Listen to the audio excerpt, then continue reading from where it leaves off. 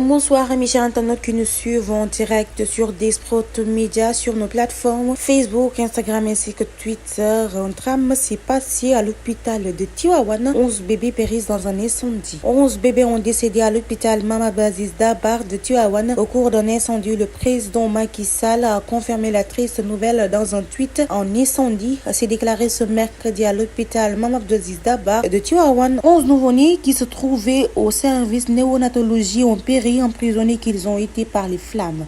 Le président Macky Sall a confirmé l'information sur les réseaux sociaux tout en présentant ses condoléances aux familles éplorées. Sultan Gueye en wolof. mbokki internetu Desprot USA ñu ngi leen di nuyu di leen jaajëfal waaye di leen dalal seen xibaar yi. naqar ak tiis wàccaat ci réew mi ginnaaw bi nga xamee ni Abdoulaye Ndiaye wujji na boromam milieu art bi ñu gën ko ci ràññee woon ñu gën ko xamee tamit ci Ndiaye Kouthia Show wala Ndiaye comédien ginnaaw bi mu wujjee boromam nag ca talaata ji ñu jébal ko boromam fële ca Yoff ca àllarba ji.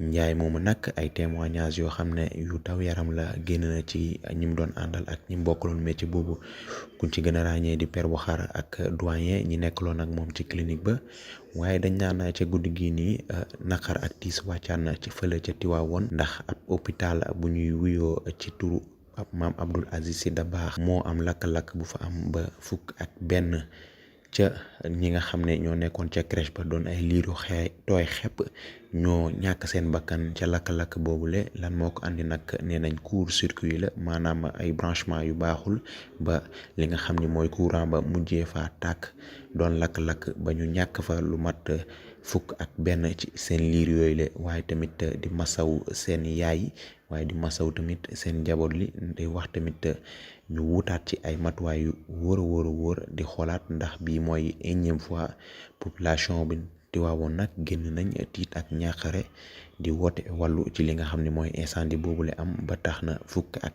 benn ci ay xale yu ndaw ay liir yu doog a juddu ñàkk ci seen bakkan di leen andilaat ak yeneen xibaar yu gën a wóor ci Desprot USA resté scotché ci seeni xibaar yi jërë ngeen jëf. Merci de nous avoir suivis sur Desprot Média et n'oubliez pas d'activer la cloche de notification. Vous aurez des informations en temps réel ici au Sénégal et à l'extérieur.